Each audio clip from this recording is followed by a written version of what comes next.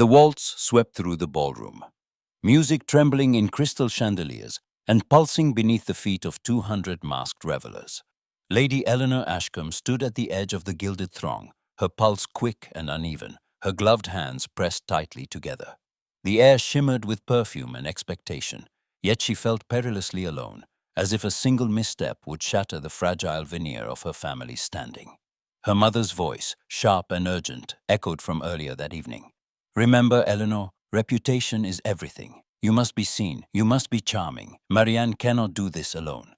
Now, as Marianne's laughter tinkled across the marble floor, Eleanor forced herself not to shrink further into the shadow of a crimson-draped pillar. Masked faces whirled past, some bold, some bashful, all engaged in the great glittering game of alliance and ambition. The Harrington Masquerade had always been the season's grandest stage, and tonight it sparkled with a feverish energy.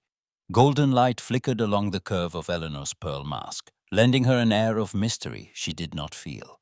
Marianne, bright-eyed beneath a feathered domino, darted to her side. "Do not sulk, dearest. I swear you shall wither into a spinster if you keep hiding. Lord Brentford has already asked for your hand in the next set." "Let Marianne have him," Eleanor murmured, gaze fixed on the dancers. "I have neither the patience nor the inclination to court favor tonight." "Nonsense! This is not about patience. It is about survival."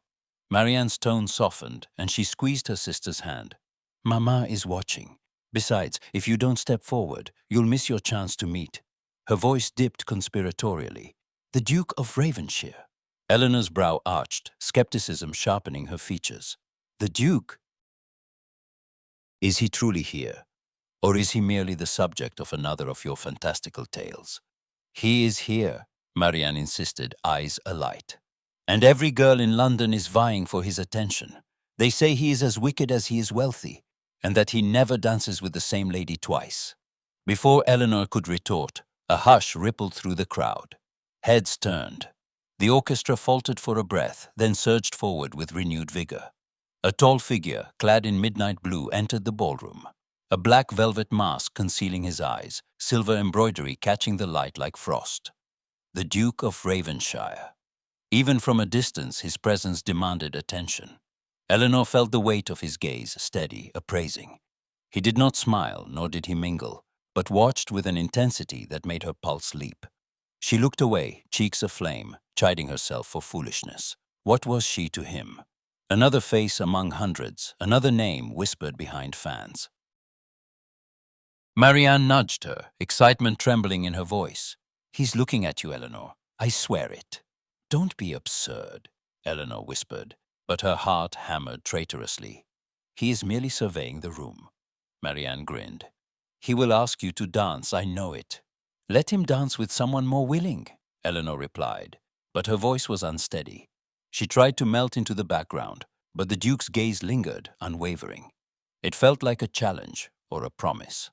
Around her, the masquerade whirled on, laughter rising, secrets shared behind painted masks. Yet for Eleanor, the world had shrunk to the space between herself and the Duke. Their fates, perhaps, had already begun to entwine. She pressed her lips together, determined to remain unseen, unnoticed. But the ballroom had other plans, and so, it seemed, did the Duke of Ravenshire. Across the room, his lips curled in a faint, knowing smile. Eleanor turned away, dismissing his interest as idle curiosity. But a shiver lingered at the nape of her neck, a warning or an invitation. She could not say. Not yet. Silver candelabras bathed the supper room in gentle light, flickering across the faces of London's most esteemed families. The air was a tapestry of anticipation, and intrigue laughter brittle, conversation polished to a high gloss. Eleanor sat at the long gleaming table, her posture impeccable, her mind in tumult. The masquerade's revelry had retreated, replaced by the rigid formality of the meal. But the memory of the Duke's gaze lingered like a phantom touch. She barely tasted the delicacies set before her.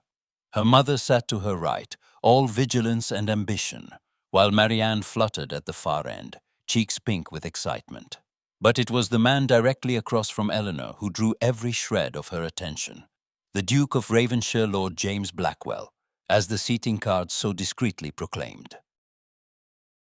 His mask had been exchanged for a crisp elegance, his features illuminated by candlelight, his dark hair gleaming.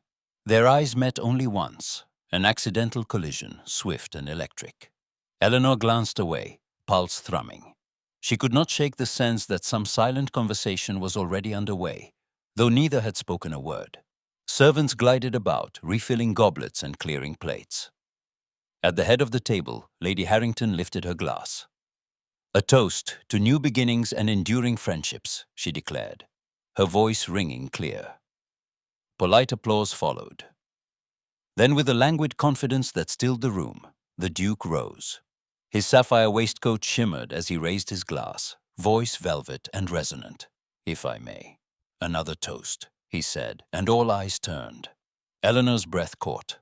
The Duke's gaze swept the guests, then settled on Eleanor with a subtle intensity. "To those rare souls," he began, "who dare to love where love is forbidden, who find, in a world of masks, a single, unguarded heart. To those who risk reputation for honesty and defy the silent tyranny of society's expectation." He paused, his words slipping through the silence like silk. "May they find courage in truth and joy in each other, though the world may never know their names." A hush fell, heavy and immediate. The clink of cutlery ceased, replaced by a rustle of astonished whispers. Several matrons exchanged alarmed glances. A few gentlemen snorted in disbelief. Eleanor's cheeks burned. She recognized the message, its daring, its unmistakable intimacy.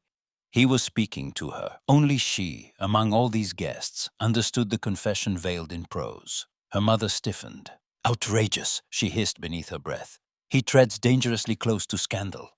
Eleanor pressed her napkin to her lips, fighting to steady her breath. The Duke seated himself with an air of perfect composure, his expression unreadable. He did not look her way again, but she felt the echo of his words thrumming between them. The meal concluded in fractured conversation and speculative looks. When the guests drifted to the drawing room for cards and music, Eleanor slipped away, heart pounding. She found herself drawn to the terrace, the cool night air a balm against her heated skin. Moonlight silvered the marble balustrade. Eleanor gripped it tightly, desperate for composure.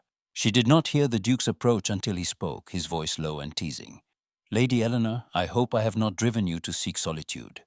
She spun, heart leaping. "Your Grace, I merely wished for air. The room was stifling." He bowed, shadows softening the sharp angles of his face. "Forgive me if my words unsettled you. It was not my intention to cause distress." She gathered herself, wary. "You must know your toast was provocative." The entire company was shocked. He smiled faintly. "Society requires its amusements. I merely wish to offer a different diversion, one of honesty, rather than artifice." Eleanor's eyes narrowed, her wit sparking. "Honesty is a rare commodity at a masquerade, Your Grace. Rarer still at supper." He stepped closer, voice gentling. "And yet you saw the truth behind my words." She met his gaze, uncertain, but unwilling to retreat. It is dangerous to speak so freely, even in riddles. People see what they wish. They may see too much. He looked at her, and for a moment all masks fell away. "I have never feared being seen. Have you?" Her breath hitched. "I have much to lose." He studied her, admiration flickering in his eyes. "You are braver than you believe, Lady Eleanor. I hope one day you will allow yourself to be seen for all that you are." She drew herself up, defiant. "And if I do not wish to be seen, if I prefer the safety of shadows?" He smiled, slow and genuine. "Then I will wait at the edge of the light." Silence stretched between them, charged and fragile. Eleanor felt the world teetering. A single word could tip them into ruin or rapture. Footsteps sounded on the flagstones. Her mother's silhouette appeared in the doorway, stern and imperious. "Eleanor, there you are." Lady Ashcombe's voice was sharp as broken glass. "It is most improper to linger on the terrace, especially in such company. Come inside at once." Eleanor stiffened, guilt and longing warring within her. She turned to the Duke, offering a swift, formal curtsy. "Good evening, Your Grace." He inclined his head, eyes dark and unreadable. "Good evening, Lady Eleanor." Her mother seized her arm, whispering fiercely as they re-entered the house. "You must be careful. One misstep, and all we have worked for will be lost. Do not give society cause to gossip. I will not warn you again." Eleanor did not reply. Her heart still echoed with the Duke's daring words, and her mind raced with possibilities she dared not name. Somewhere behind her, music swelled, laughter rose, and the night's enchantment pressed on. But in the secret places of her heart, something had shifted. A door cracked open, a truth acknowledged, if only in silence.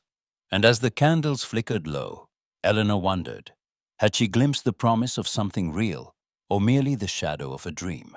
By morning, the masquerade's magic had soured into rumor. London's drawing rooms hummed with speculation, like bees around a fallen bloom. Eleanor's name, once a delicate promise of virtue, fluttered on the lips of every matron and debutante, always coupled with the Duke's, always with a sly smile or a raised brow. The air in the Ashcombe household grew thick with tension. Lady Ashcombe's fury only thinly veiled by brittle politeness. At breakfast, her mother's teacup rattled in its saucer. "You will not see him again, Eleanor. Do you understand me? You have risked enough our position, your sister's future. One more whisper and we shall be ruined." Eleanor kept her eyes low. "I did nothing improper, Mama." Lady Ashcombe's voice snapped. "Society cares little for truth. Only appearance. You must do your duty for this family." Marianne, her gaze darting nervously between mother and sister, offered no defense. She knew, as Eleanor did, that the Ashcombe fortunes depended on a single, unblemished reputation. Meanwhile, in the elegant gloom of Ravenshire House, James faced his own reckoning. His aunt Lady Marguerite Blackwell stood before him, a formidable presence in violet silk. "You have been reckless, James. After all your father's missteps, we cannot afford another scandal. The family expects you to marry wisely. Lady Eleanor is a fine girl, but she brings nothing, no dowry, no powerful alliances. You must think of Ravenshire." James's jaw tightened. "You mean I must think of your pride?" She fixed him with a frosty glare. "I mean, you must think of your duty." He bowed his head in reluctant acknowledgement. Duty.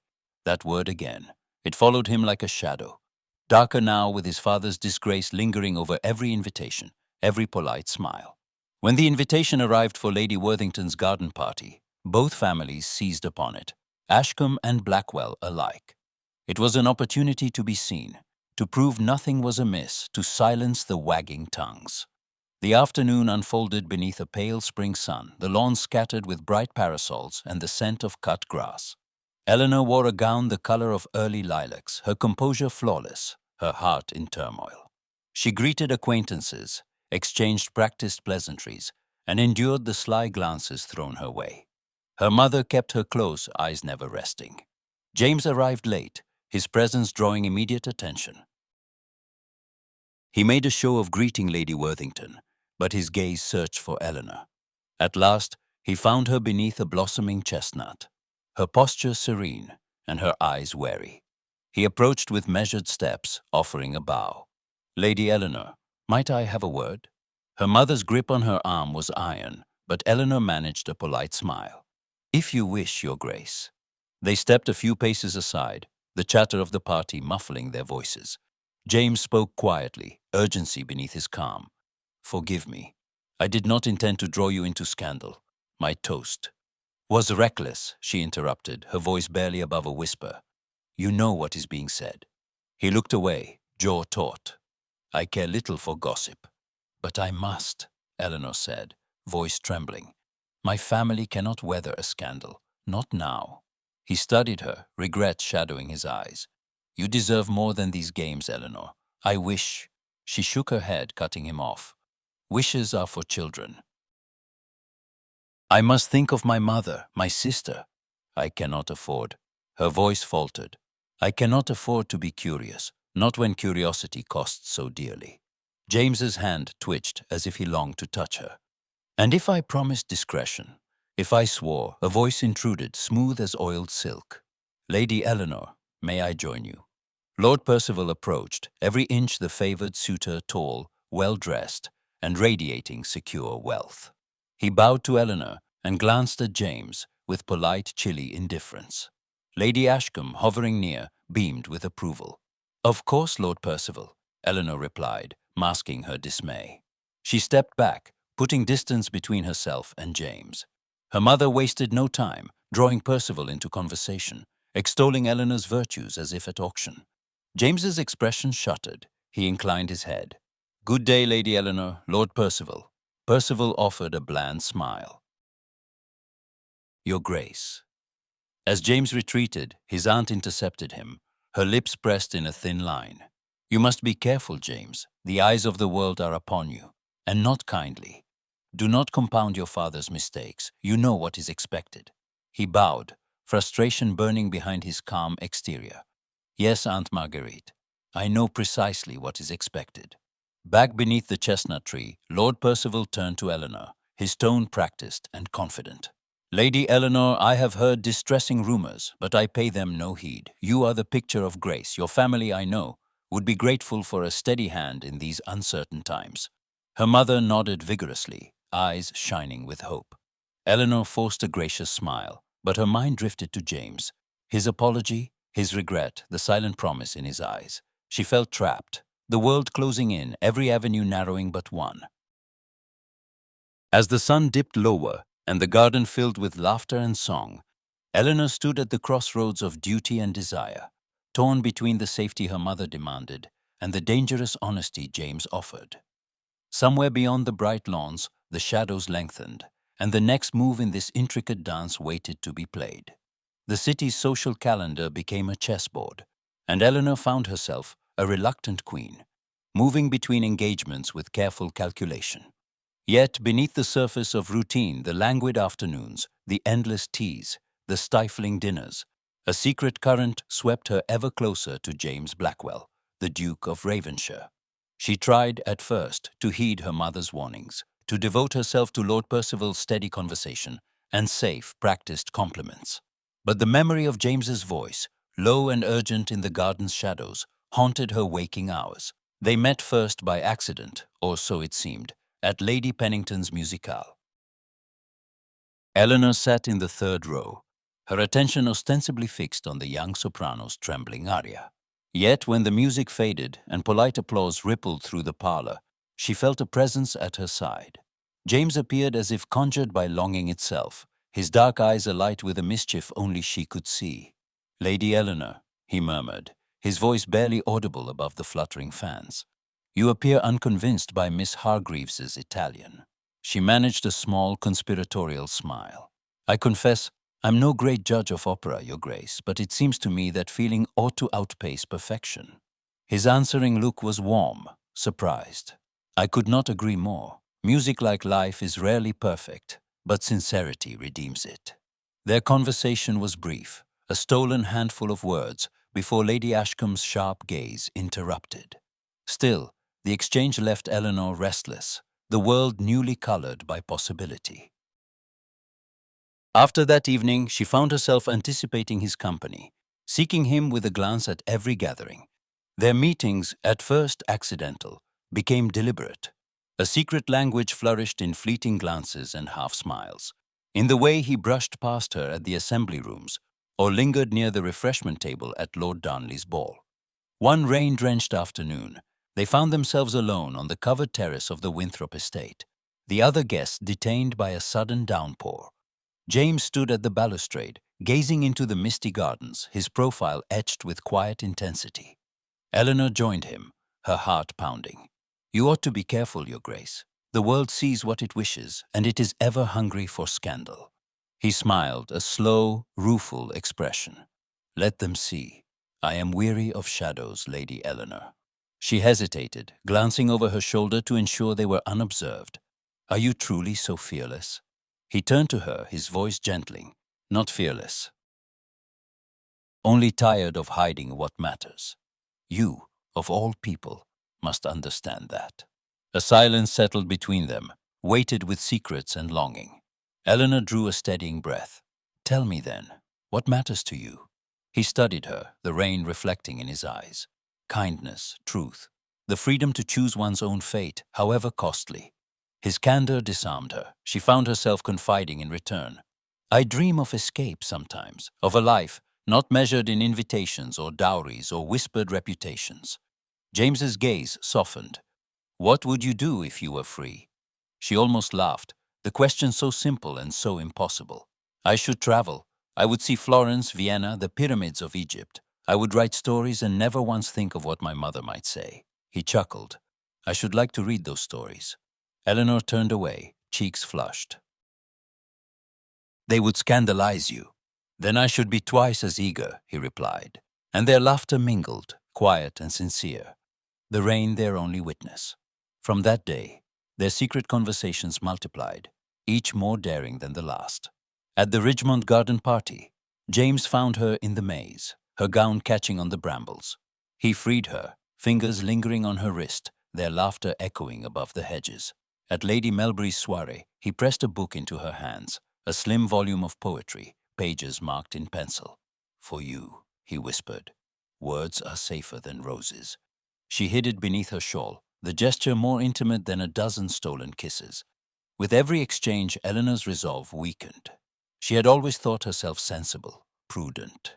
Now she was reckless, risking everything for the chance to be known, truly known, by someone who saw her as more than a means to an end.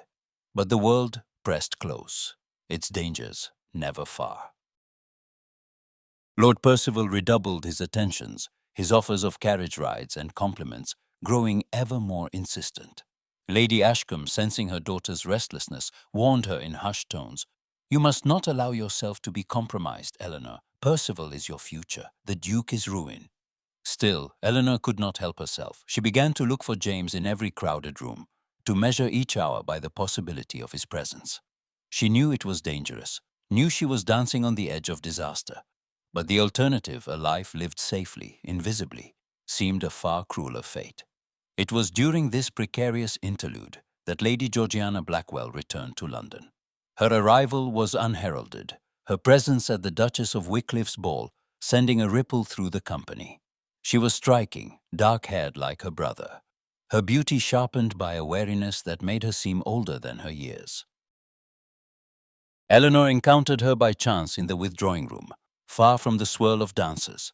Lady Georgiana regarded her with a cool, assessing gaze. You are Eleanor Ashcombe, she said, not as a question. Eleanor inclined her head. I am. Georgiana's tone was frank, unembellished by society's false sweetness. My brother is a man of many virtues, but he's also a man marked by misfortune. Our family has not been kind to him, nor has the world. Eleanor bristled, uncertain whether to defend James or herself. I do not see how that concerns me, Lady Georgiana. A wry smile touched the other woman's lips. It should. You are not the first to be drawn to him. You may not be the last. I would spare you pain, if I could. Eleanor hesitated, curiosity overcoming her caution. You speak as if you know what is to come. I know the price of scandal. I paid it myself. Georgiana's eyes flickered with old hurt. My exile was not by choice, nor was James's disgrace. Our father's sins fell most heavily on us both. Eleanor's voice softened. He never speaks of it. He would not. James carries his burdens in silence. But you, Lady Eleanor, must consider. Can you bear the weight of loving a man the world delights in pulling down?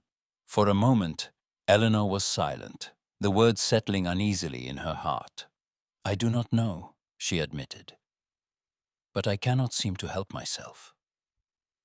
Georgiana's expression gentled, the sharpness easing. Then I hope you are stronger than I was, for both your sakes. After their conversation, Eleanor found herself thinking of James not as a romantic ideal, but as a man beset by expectations and regrets. She pieced together the fragments of rumor and fact, his father's debts and betrayals, the whispered accusations of gambling, the sudden death that left James a duke before he was ready.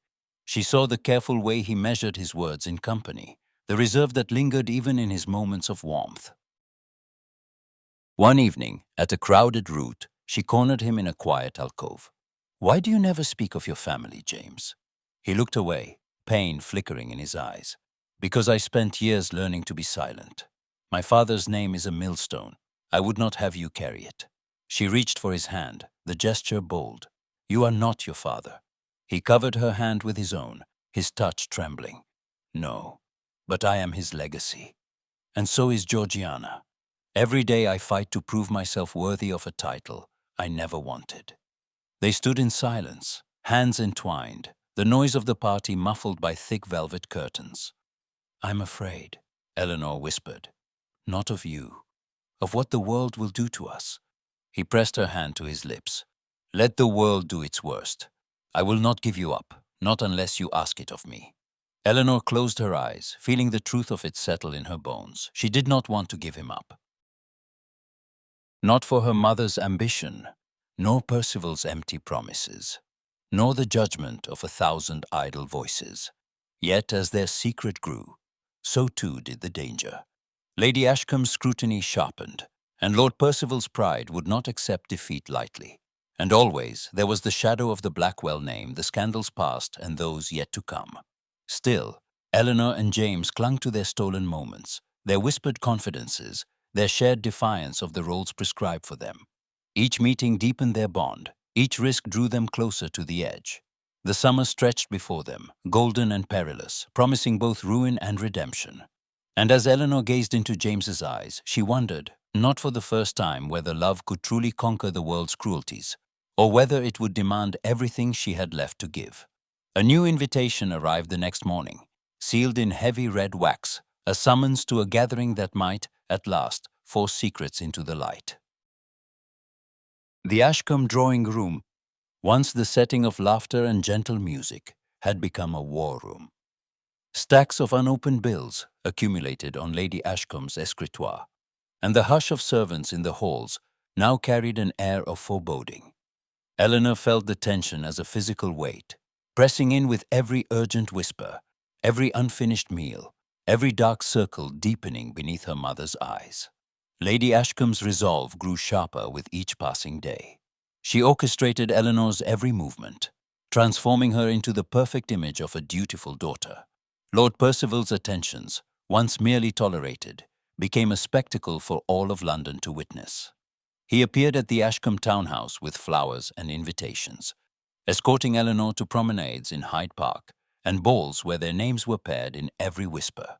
At a glittering supper hosted by the Montagues, Lady Ashcombe orchestrated their arrival so that Eleanor entered on Percival's arm, her smile fixed and brittle. The room took note. Nods of approval rippled through the assembly. Eleanor felt herself drifting, watching her life as if through fogged glass. Percival, ever conscious of the audience, leaned close. You look pale, Lady Eleanor. I do hope you are not unwell. I'm merely tired, Eleanor replied, voice even. It has been a long season. He offered a practiced smile. I hope the end of it will bring you happiness and some relief to your family. The words, though softly spoken, stung with their implicit bargain. Eleanor could see her mother in the corner, her gaze fixed and urgent, willing her to play her part. James, too, was present that night, but across the room, his countenance a mask of polite indifference. He watched as Eleanor accepted Percival's hand for the quadrille, his own fists clenched behind his back. He had tried more than once to reach her letters unanswered, calls refused at the door. He knew desperation was unbecoming, but the sight of Eleanor so publicly claimed by another was agony. Later that week, he found her alone in the Ashcombe garden, under the guise of returning a lost glove. Eleanor's guard was up, her expression composed, but her eyes betraying exhaustion. Eleanor, he said, voice low, let me help. There must be another way. She shook her head, steel in her voice despite the tremor. You cannot help, James, not now. If you care for me at all, you will let this end. He stepped closer, reckless with pain. I love you. I would give up Ravenshire, the title, everything. She cut him off, tears bright in her eyes. Do not say such things. You have your own duty, and I have mine. My family cannot afford a scandal, nor can I leave them to ruin. He reached for her hand, but she withdrew it, retreating a step. Please, James, if you ever truly wished me happiness, you will let me go. He faltered, crushed by the finality in her tone. "If that is what you wish, Eleanor, I will not trouble you again." She turned away, heart shattering with every step, but her resolve held. She would not risk her family's future, not even for love. As the days passed, James found himself cornered by his own family's expectations. Lady Marguerite pressed him relentlessly, parading eligible heiresses before him at every assembly. There was Miss Hargreaves, daughter of a wealthy industrialist, whose fortune would erase the last of Ravenshire's debts. James nearly proposed, driven by duty and despair, but could not bring himself to utter the words. Her laughter rang hollow, her eyes lacking the fire he had found in Eleanor's. Meanwhile, Marianne watched her sister's suffering in silence. She saw the way Eleanor's spirit faded, how she smiled for Percival but never truly laughed. One afternoon, as Eleanor sat quietly embroidering, Marianne slipped into the room. "Do you love him, Nell?" Marianne asked, voice trembling. "Lord Percival?" Eleanor shook her head, eyes wet but unyielding. "He is kind enough, and he will save us." "That is not love," Marianne whispered. "It is all I can give," Eleanor replied. Marianne's resolve hardened. She began to watch Percival, to question his intentions, to hope for a flaw that might free her sister. But her own heart soon betrayed her. At Lady Worthington's garden party, she found herself caught in a flirtation with the dashing Mr. Harrow, a penniless but charming cousin of Lord Worthington. His wit and kindness drew her in, and she lingered too long in the rose arbor, laughter echoing in the dusk. The next day, whispers began, nothing so scandalous yet, but enough to make Lady Ashcombe's lips tighten with dread. "You must be careful, Marianne," she warned. "We cannot afford another risk. Eleanor's engagement must go forward without distraction." Marianne bit her lip, torn between her sister's sacrifice and her own rebellious heart. The financial situation grew more dire. Creditors called at the door. The Ashcombe name, once a shield, now seemed a fragile veil. Lady Ashcombe pressed Eleanor to announce the engagement, and Lord Percival pressed his advantage with increasing certainty. At a formal dinner, Percival leaned in, voice low. "Your mother has given me her blessing. I should like to make our understanding official, Eleanor.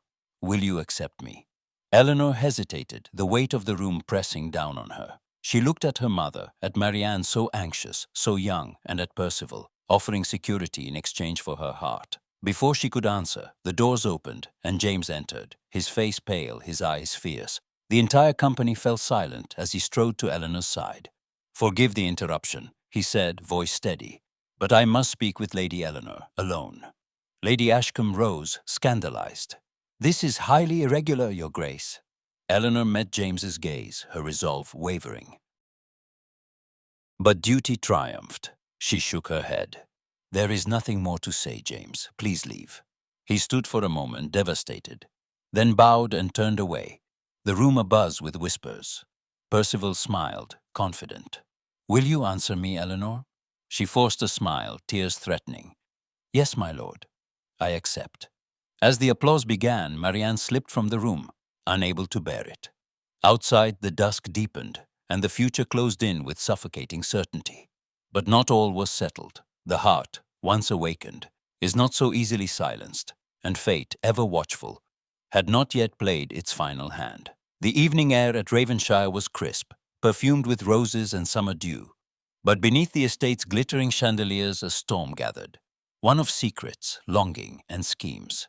The great hall blazed with candlelight, its gold-leafed ceiling soaring above a crowd stitched together by silk, ambition, and the sharp edge of expectation. Every family of consequence was present, each guest keenly aware that the ball at Ravenshire was more than a celebration. It was a reckoning. Eleanor stood at the edge of the marble floor, her gown a pale shimmer against the riot of color, her composure fragile as spun glass. The engagement ring on her finger, heavy and cold, seemed more a shackle than a promise.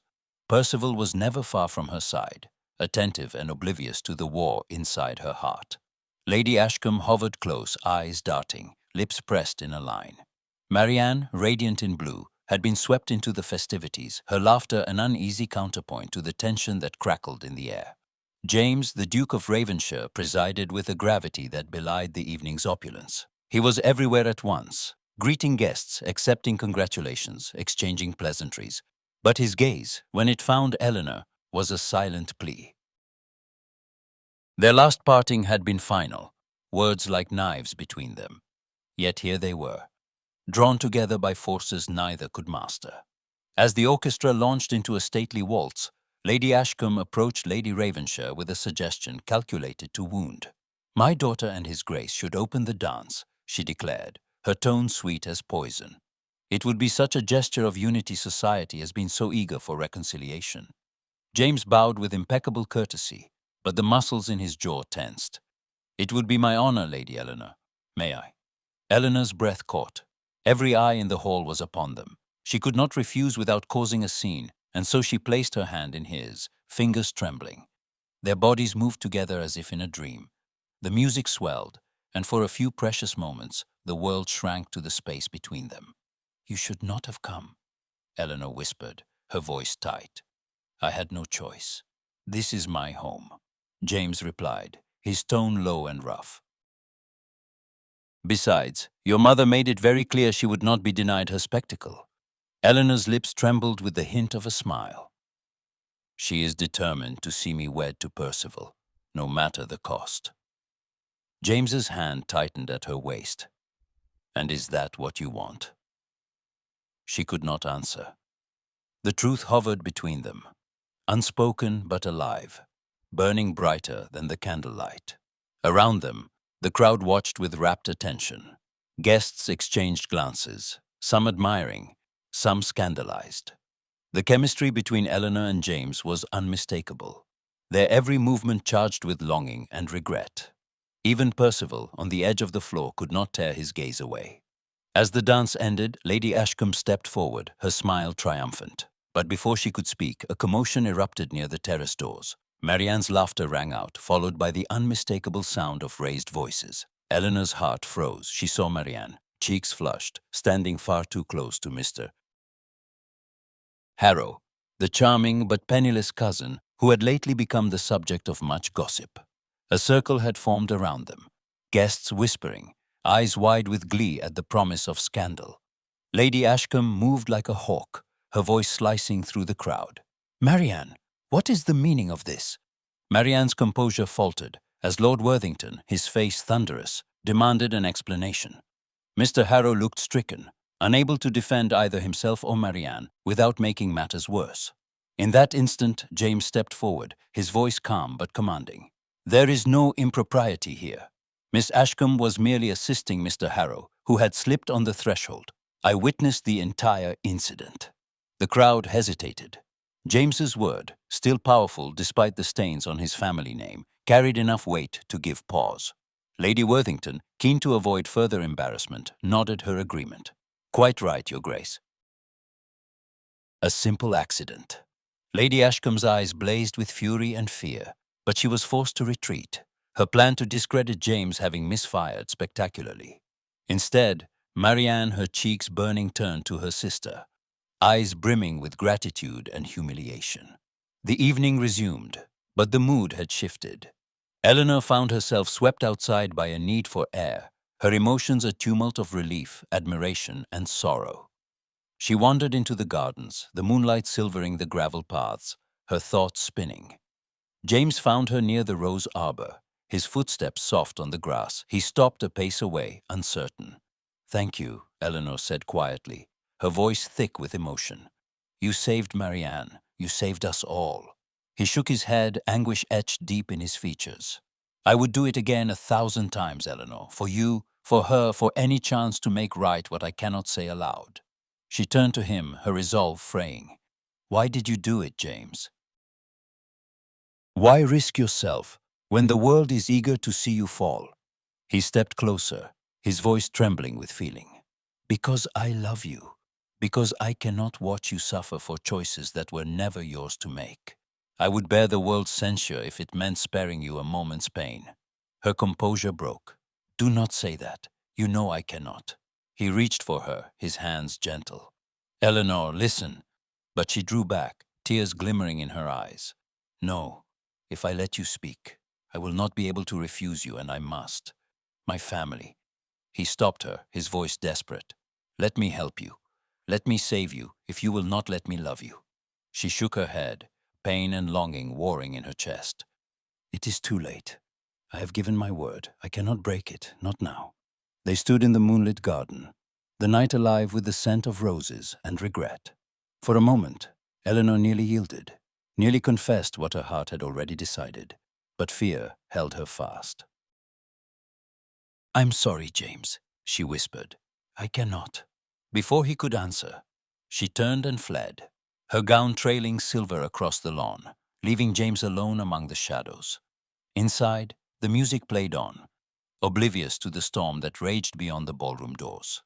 In the gardens, beneath the indifferent stars, two hearts remained divided, yet the night was not finished with them.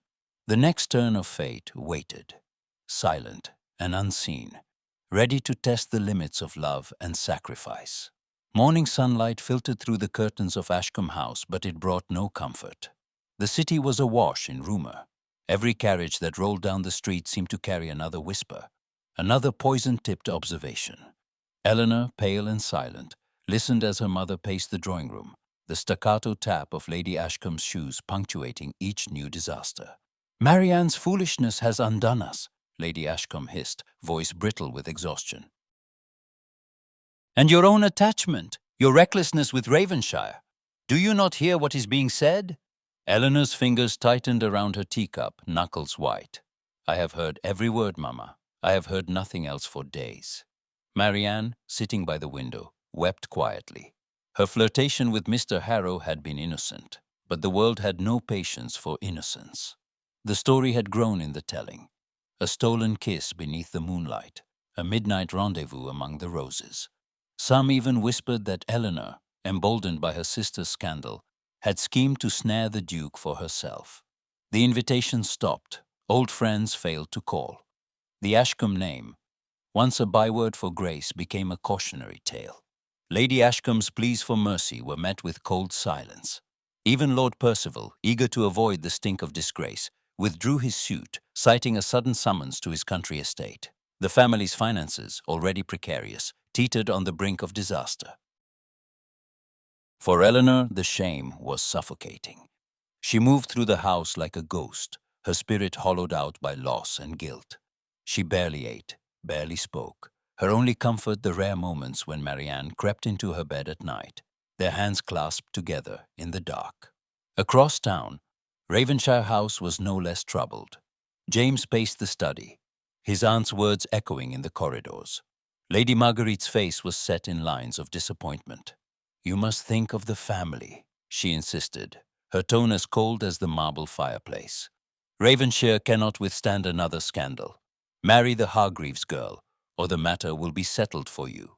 James's reply was ice-edged. "I have seen what marrying for duty has done to you, to my father, to this family's soul. I will not repeat those mistakes." He stormed from the room, fury and desperation warring in his chest. He found Georgiana in the garden, her skirts dusted with petals, her expression grave.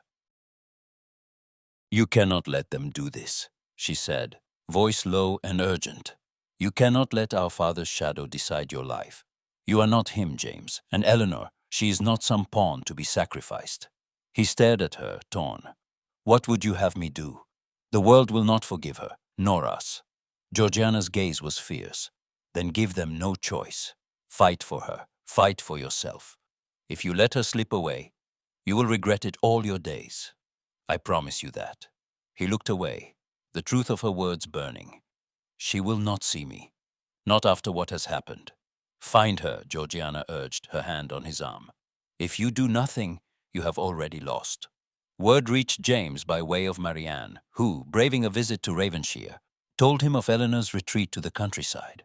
"She is at my uncle's cottage in Surrey," Marianne confessed, her eyes pleading. "She blames herself for everything." "I fear she will never return, not unless something changes." James made his decision with the certainty of a man who has run out of time. He confronted Lady Marguerite in the drawing room, her face pinched with apprehension.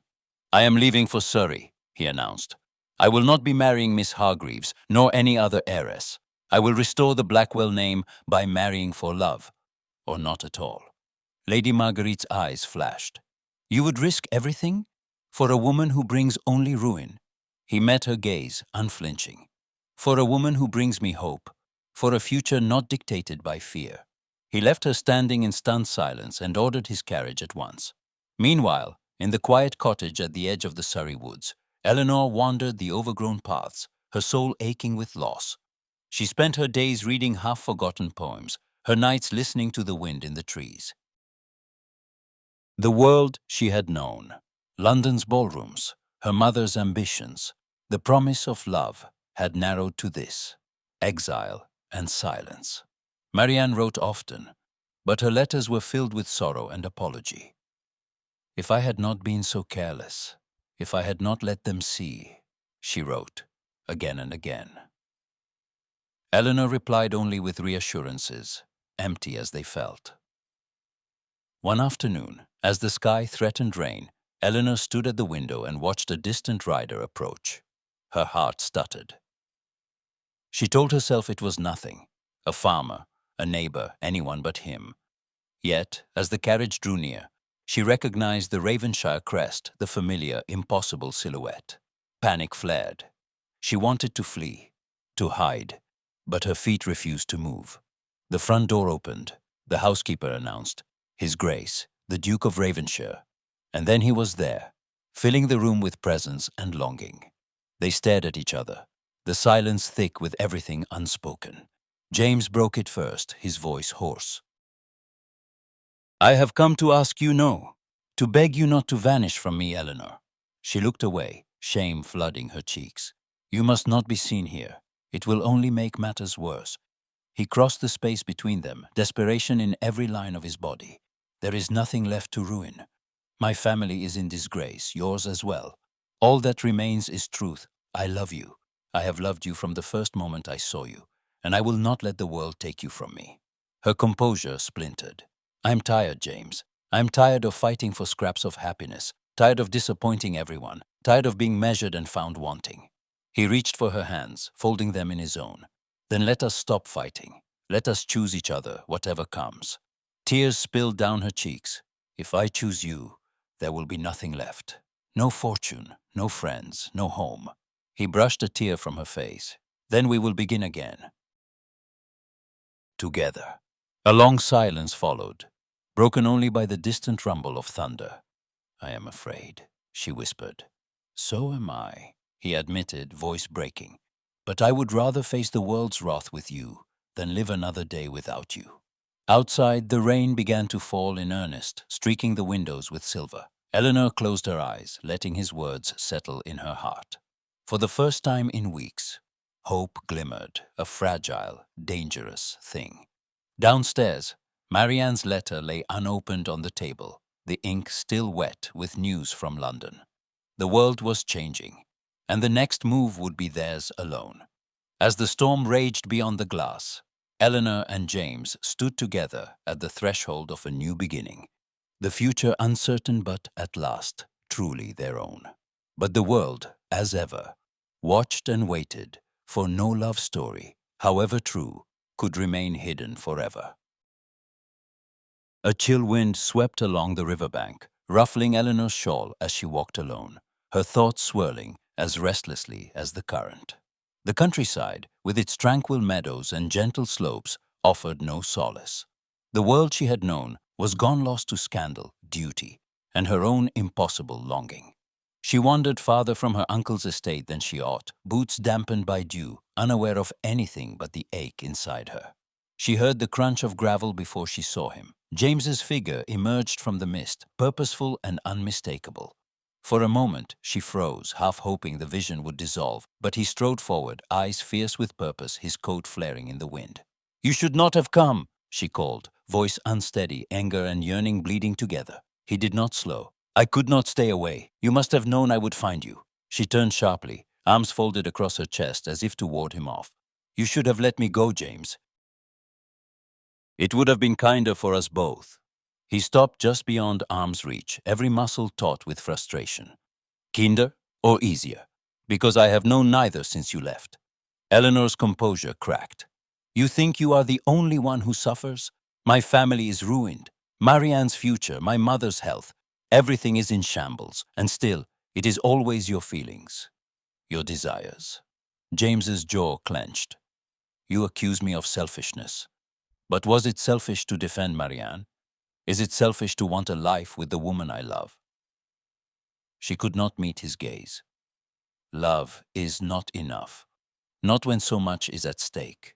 You cannot understand what it is to bear the shame of a family undone.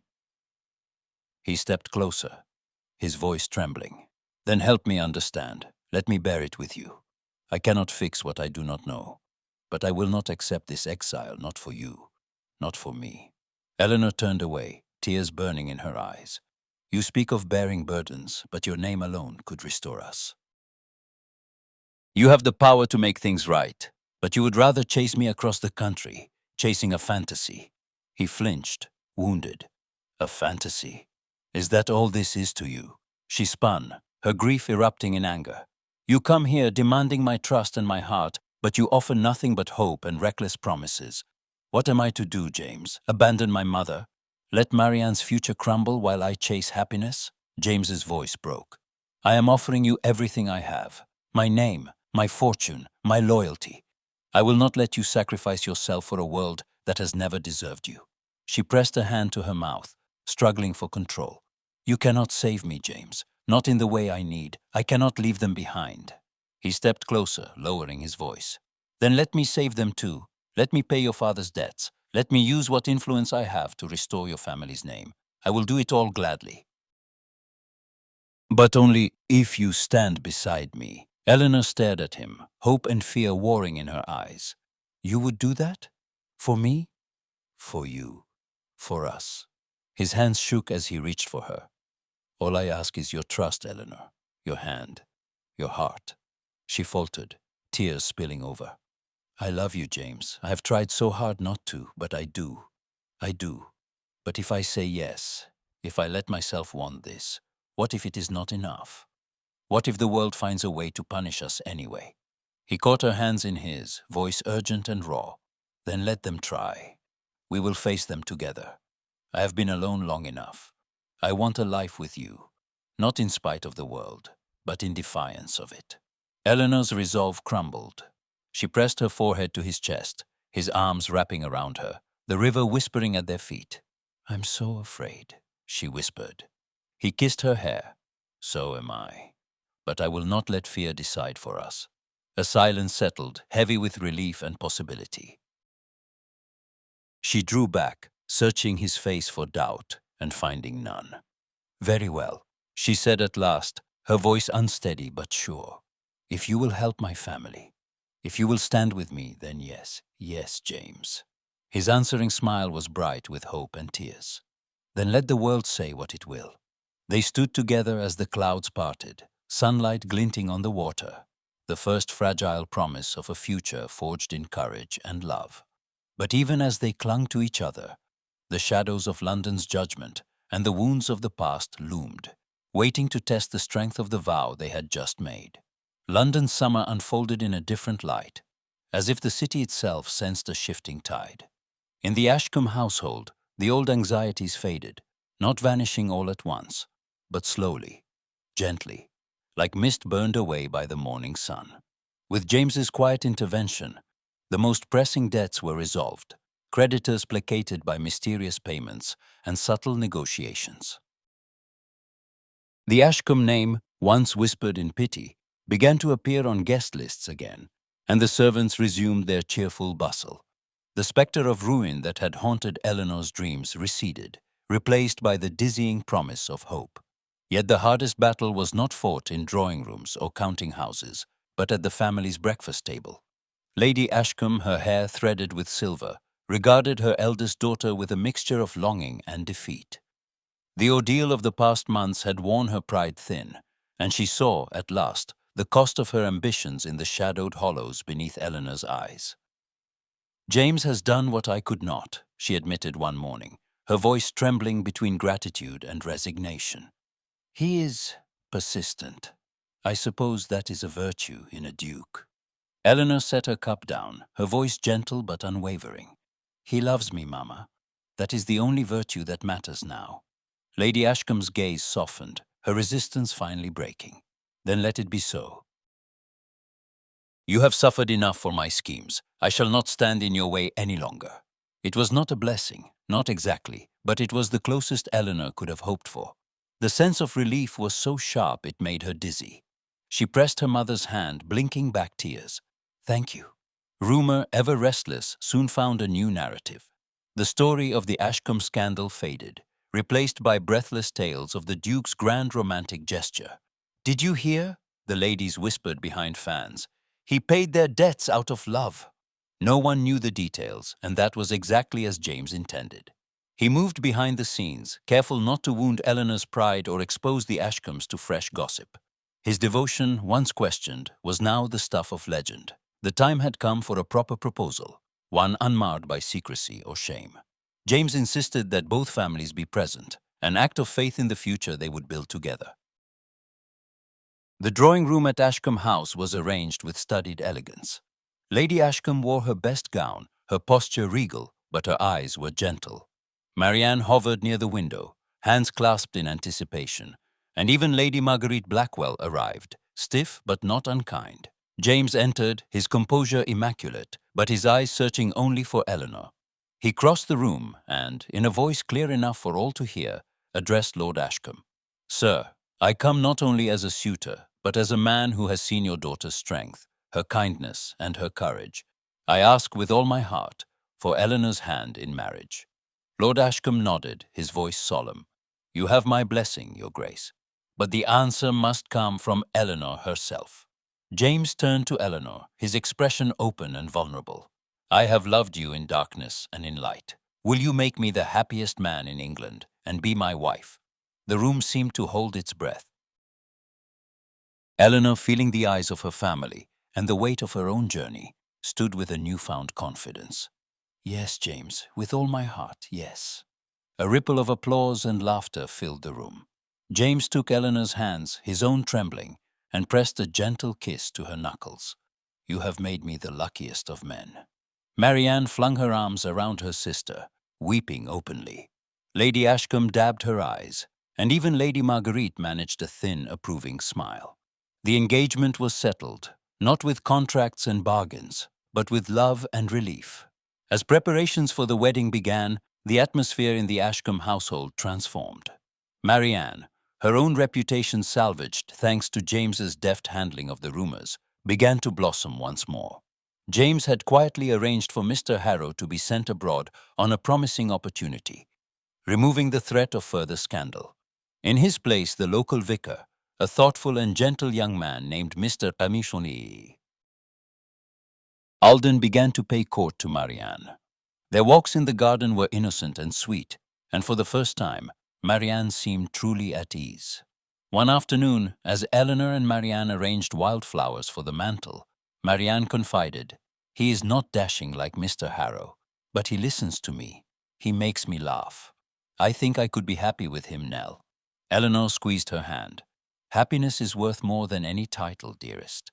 Meanwhile, James and Eleanor found moments of quiet joy amidst the bustle.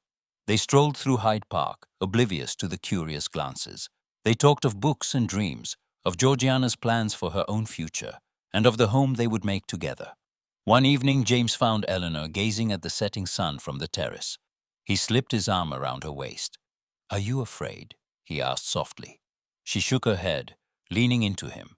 "Not anymore. With you, I am stronger than I ever believed possible." He smiled, brushing a kiss across her brow. "We will face whatever comes together." The days passed in a golden blur. Invitations arrived from families eager to welcome the new Duchess. The Ashcombe name was restored, not through cunning or alliance, but through the simple, steadfast power of love and integrity. Yet, as the wedding day approached, not all hearts in London beat with goodwill. There were still those who resented the Ashcombe's return, who whispered that happiness built on scandal could not last. But for Eleanor, standing at the threshold of her new life, the future gleamed with possibility. She had chosen not safety, nor ambition, but the dangerous, dazzling path of her own heart. And just beyond the promise of her wedding vows, Another test one that would challenge everything she and James had built, waited in the wings, ready to demand courage, sacrifice, and faith all over again. The weeks leading to the wedding unfolded in a flurry of silk, laughter, and healing. For the first time in months, the Ashcombe and Blackwell households mingled without tension, the bruises of old battles fading in the light of new beginnings. Both families gathered at Ravenshire, the estate alive with the scent of lavender and the sound of music drifting through open windows. Eleanor moved through the preparations as if in a waking dream, her heart buoyed by an unfamiliar, persistent joy. No longer did she shrink from the world's gaze. Her confidence had grown, tempered in hardship, and now shining with quiet pride. She stood for fittings with her mother and Marianne, planned menus with Lady Marguerite, and walked arm in arm with Lady Georgiana through sunlit gardens. It was Georgiana, returned at last from her own exile, who initiated the truest reconciliation. One morning, she found James alone in the library, sorting through old letters. She closed the door quietly behind her. "James," she said, voice soft but steady, "I have been a poor sister. I let my pain become your burden. I hope you can forgive me." He rose, his eyes shining with emotion. "You are my sister. There is nothing to forgive." Georgiana's smile trembled. "For so long, I believed we would always carry our father's shame. But you have proved we can be more than the past." James drew her into a gentle embrace. "We are more. We always were." Eleanor watched their reunion from the threshold, her heart full. Later in the garden, Georgiana found her and slipped her hand into Eleanor's. "Thank you," Georgiana whispered, "for making him believe in happiness again, and for giving me a place to return to." Eleanor squeezed her hand, tears brightening her eyes. "You are family. You always have been." Lady Ashcombe, too, found herself changed by the gentle onslaught of joy. She no longer spoke of reputation or alliances. Instead, she watched her eldest daughter with a mix of awe and remorse. One evening, as they sat together while the household slept, Lady Ashcombe reached for Eleanor's hand. "You have shown me that strength is not in stubbornness, but in kindness. I am proud of you, my dear. I only wish I had seen your heart sooner." Eleanor smiled, her voice thick with feeling. "You did what you thought best. Now, we must both learn to let happiness in." The wedding day dawned radiant, the city's elite gathering at Ravenshire's chapel, every pew filled with faces both familiar and curious. The ceremony was a tapestry of tradition and new beginnings, Marianne scattering petals with a grin, Lady Georgiana standing proudly by her brother, Lady Marguerite dabbing her eyes with a lace handkerchief. Eleanor entered on her father's arm, her gown a vision of ivory and hope, her heart steady. She met James's gaze at the altar and saw there not only devotion, but deep, abiding friendship. The vows, spoken in clear voices, rang with the certainty of two souls who had chosen each other, despite every storm. At the reception, laughter flowed as freely as the champagne. Marianne danced with Mr. Alden beneath strings of lanterns, and even Lady Ashcombe allowed herself a smile when she caught her daughter's eye. The past felt distant, transformed by forgiveness and the promise of better days. As the evening light mellowed and candles flickered on every table, James rose for a toast. The room stilled, every guest turning to the Duke, now not just a figure of rumor, but a man remade by love. He lifted his glass, his eyes shining with emotion as he looked at Eleanor. "I have been granted many blessings in my life," he began, his voice rich with feeling. "Title, fortune, and the respect of my peers. Yet none of these have ever mattered half so much as the love I hold for my wife. In Eleanor, I have found not only happiness, but a partner who has taught me courage, forgiveness, and hope. To her, and to the future we build together, may it be bright enough to outshine the shadows of any scandal." A hush fell, broken only by the clink of glasses and the warm, genuine applause that followed. Eleanor's cheeks flushed with joy, her eyes never leaving James's. In that moment, she felt utterly secure, no longer an anxious daughter or a pawn in society's games, but a woman loved and seen for who she truly was. James leaned close, his words meant only for her. "We have weathered the worst, my heart. The world may judge, but we will always stand together." Eleanor smiled, her spirit soaring. "Let them try. They cannot touch what we have." As music swelled and the guests returned to dancing, the newlyweds stood side by side, united not just by ceremony, but by the hard-won trust and tenderness that had brought them to this day. Whatever storms might come, they would face them as one undaunted, unbreakable, and at last, at peace.